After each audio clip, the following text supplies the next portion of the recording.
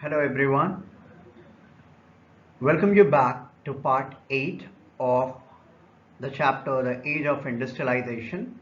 Today we'll talk about the emergence of factories in India. It means Indian industries, establishment of Indian industries.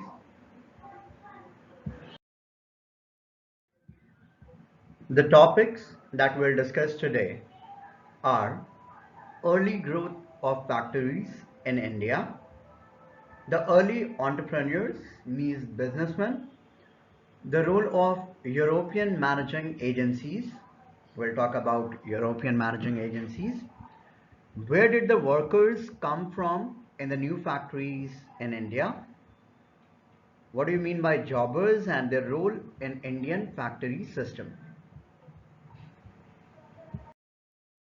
The specific objectives or expectations from today's video lesson would be that you would be able to trace the early growth of factories in India. You would be able to list the names of early entrepreneurs in India, and you would be able to identify the places from where the workers in the factories came, and also explain the role of jobbers.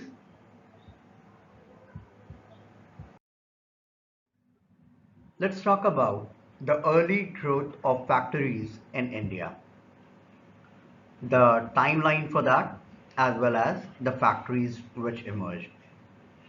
The first cotton mill in Bombay came up in 1854 and it went into production 2 years later. So in 1856 it started production. By 1862, 4 mills were at work with 94,000 spindles on which the spinning work was done, the thread was rolled, as you remember, and 2,150 looms on which weaving is done and was done. Around the same time, jute mills came up in Bengal, the first being set up in 1855. So first jute mill was set up in 1855 and another one 7 years later in 1862.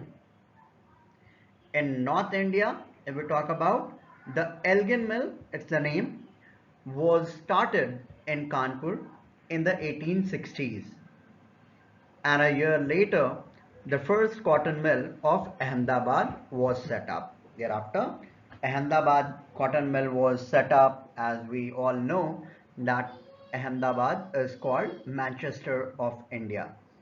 And by 1874, the first spinning and weaving mill of Madras began production.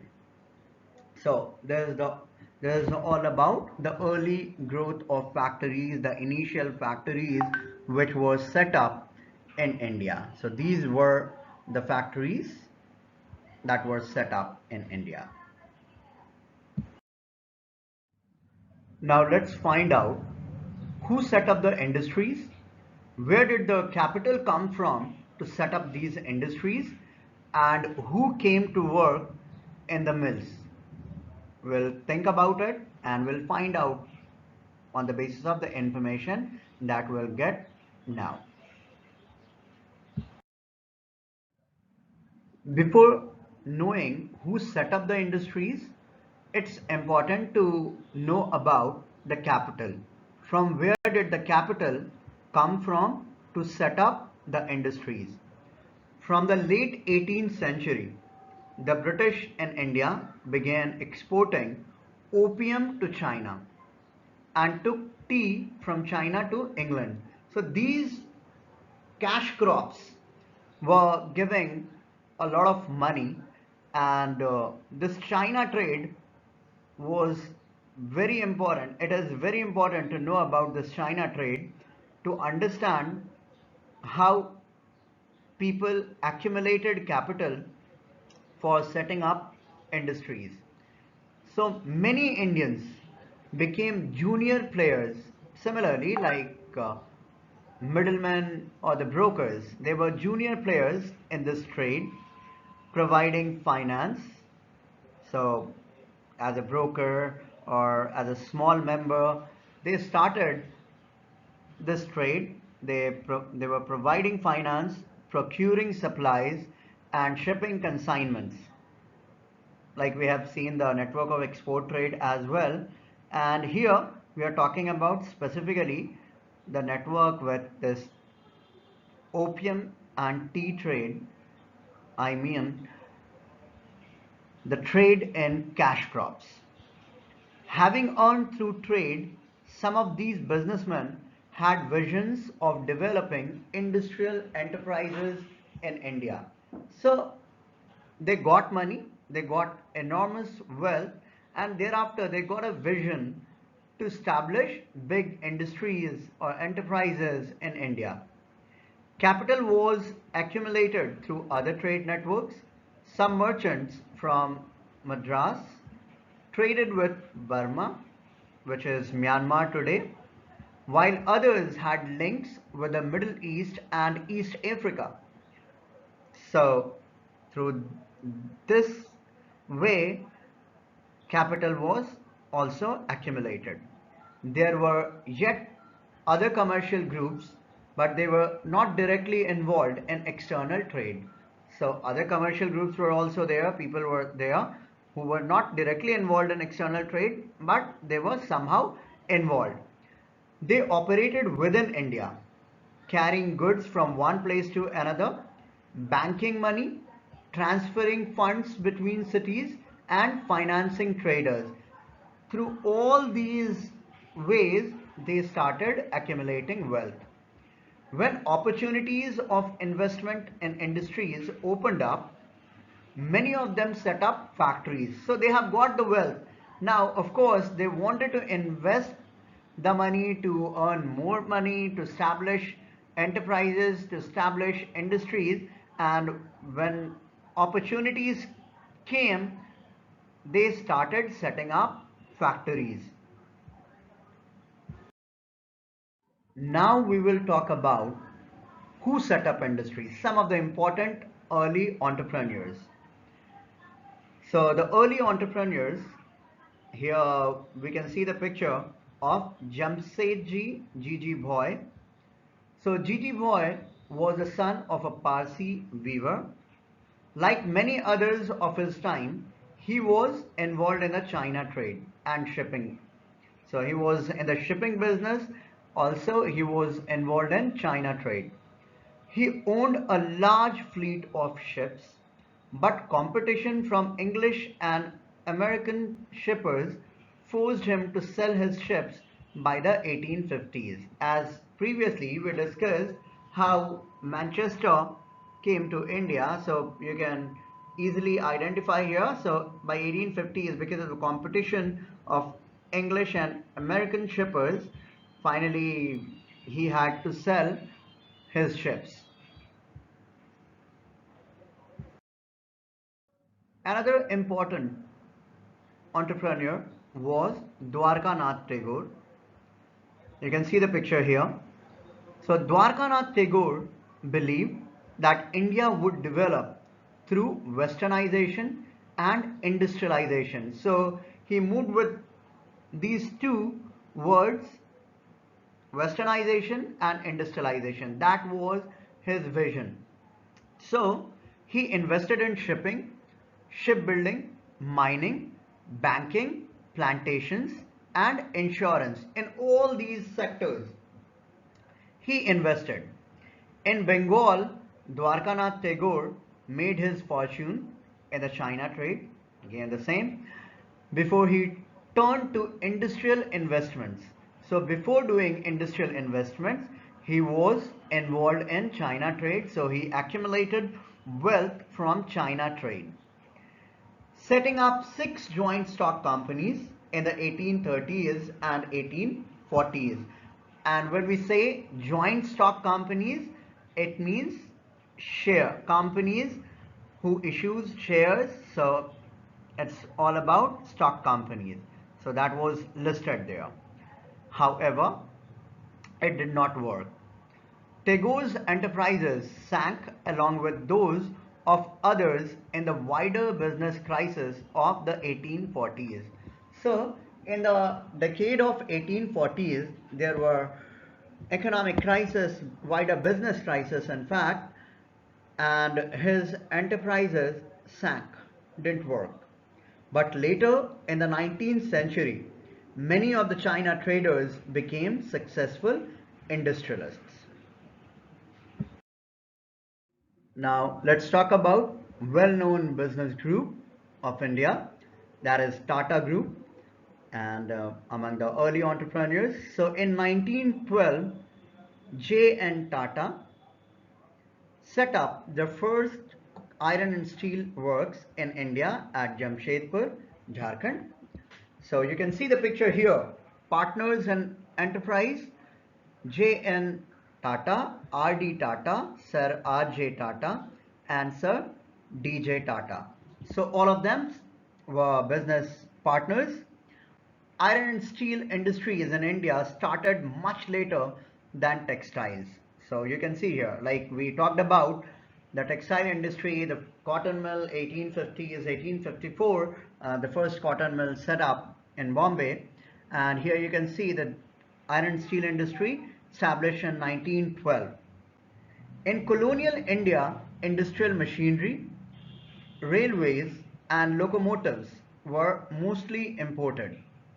These were imported mostly. So capital goods industries could not really develop in any significant way till independence.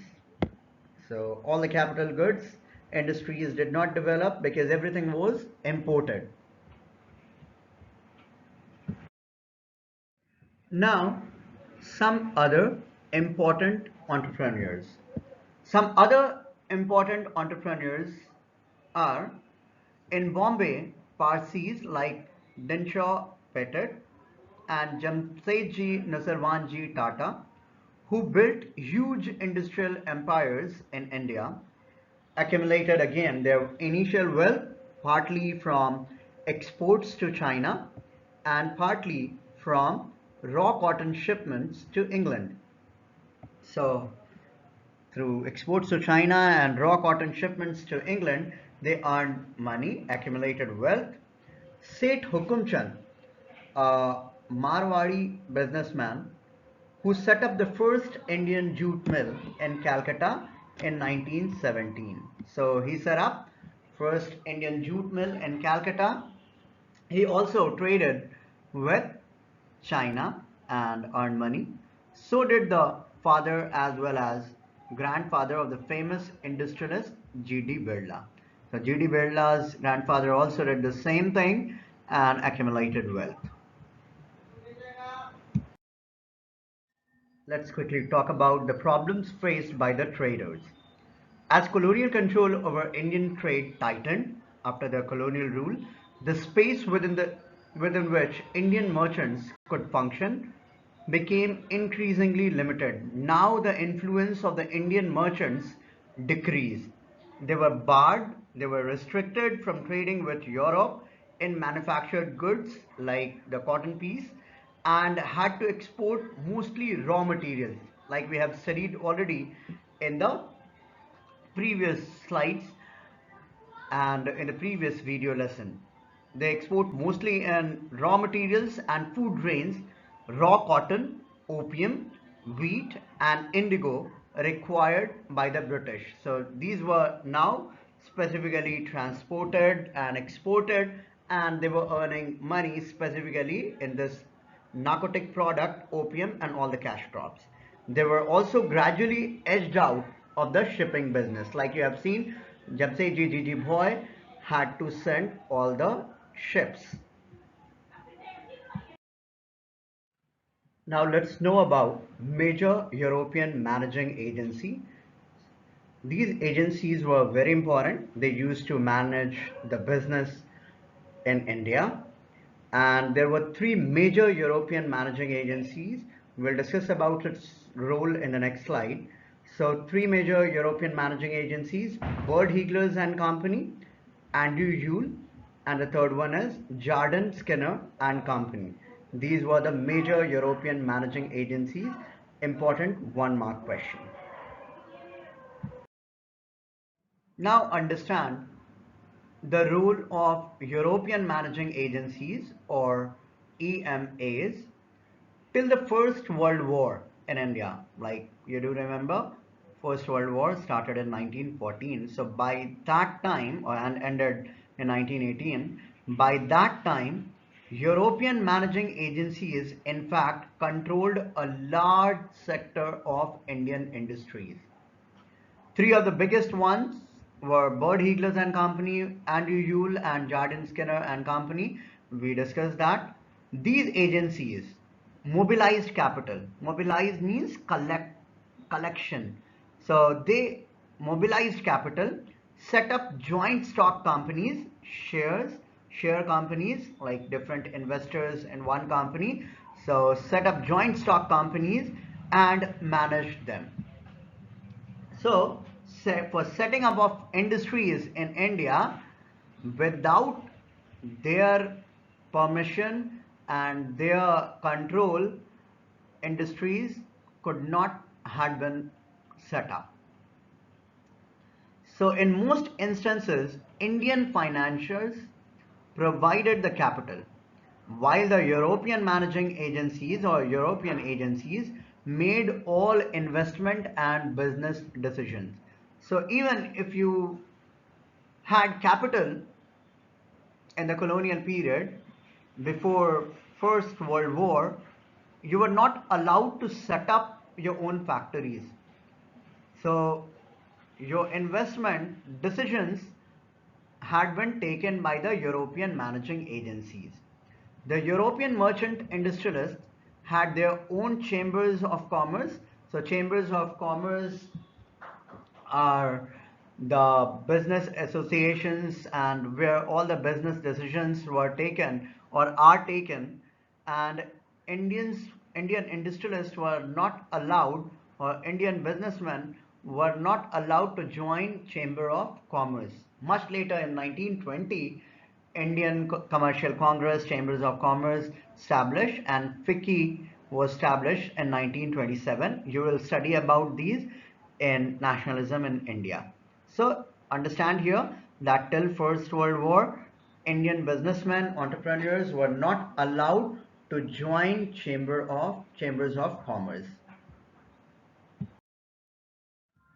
Now, as the factories emerged, from where the workers come to work in the factories, it's something which is common to understand. Generally, people from outskirts work in the factories. You would find these examples, however, you need to learn the specific locations that we'll discuss right now. So factories needed workers. With the expansion of factories, this demand increased. In 1901, there were 584,000 workers in Indian factories. However, by 1946, the number was over 2,436,000. Where did the workers come from? So, in most industrial regions, workers came from the districts around. Peasants and artisans who found no work in the village went to the industrial centers in search of work. Over 50% workers in the Bombay cotton industries in 1911 came from the neighboring district of Ratnagiri. So important keyword here, this key point you need to keep in mind. So over 50% of the workers in Bombay cotton industry, Bombay cotton mill, came from the district of Ratnagiri in Maharashtra. While the mills of Kanpur got most of their textile hands from the villages within the district of Kanpur.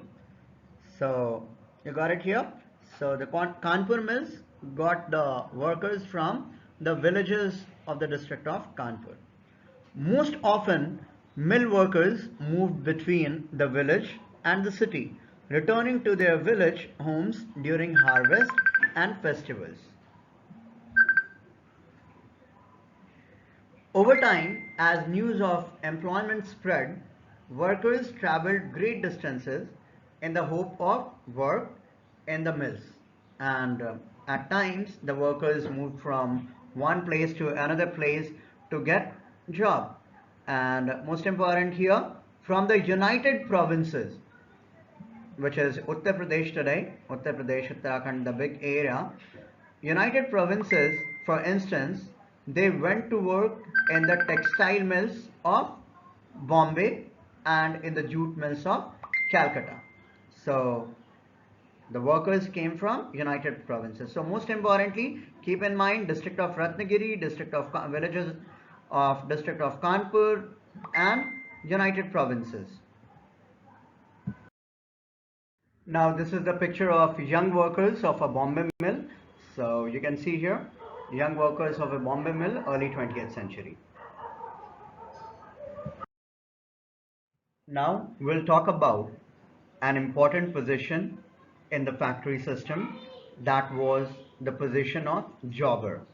Like today, we have HR executives and HRs to recruit for any company for the recruitment work. Similarly, in the factory system, there were jobbers. You can see the picture here, a head jobber. Notice how the posture and clothes emphasize the jobber's position of authority. Of course, somebody giving job anywhere has the position of authority. So who were the jobbers? They were the old and trusted worker, and it was a position of authority and power. They recruit people from villages and they help people to settle in the city. When they come to the city for their living, they used to help those villagers who come to the cities to get jobs. Eventually, they started taking bribes like gifts and money. So very simply, like they were giving jobs, and thereafter they started asking for gifts and money in order to get them placed in the factories. And in this way, we can see here that they controlled the life of the weavers. So keep in mind all these keywords that you need to explain. So they were the old and trusted worker, position of authority and power, recruit people from villages, help people to settle in the city. Eventually, they started taking bribes, gifts and money, controlled the life of the weavers. Now we have source E, a description. Vasant Parker, who was once a mill worker in Bombay, said the workers would pay the jobbers money to get their sons worked in the mill. The mill worker was closely associated with his village, physically and emotionally. He would go home to cut the harvest and for sowing. The Konkani would go home to cut the paddy, and the Ghati the sugarcane.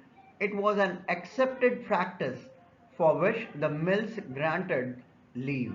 So this description source clearly tells about the situation, and this description has been given by Meena Menon and Neera Adarkar in 100 Years, 100 Voices. It's a compilation which was published in 2004. So very simply, like you can see here, how the mill workers used to pay bribes, and during the leave they used to go back to their villages to cut their paddy, to cut their crops, to harvest the crops, and at the time of sowing they used to go back to their villages. Now we have another source from the same, Meena Menon and Neera Adarkar, 100 Years, 100 Voices. And in this, another description is here. Bhai Bhosle, a trade unionist of Bombay, recollected his childhood in the 1930s and 1940s. In those days, the shift was 10 hours. You can imagine here all the situation. 10 hours shift from 5 p.m. to 3 a.m. So night shift. Terrible working hours. My father worked for 35 years. He got the asthma-like disease and could not work anymore. Then my father went back to village. So that is the description, what has happened in the factory system. So that is all about it. Now, finally, we have all the assignment questions based on the video lesson, what we discussed today. Thank you and have a great day.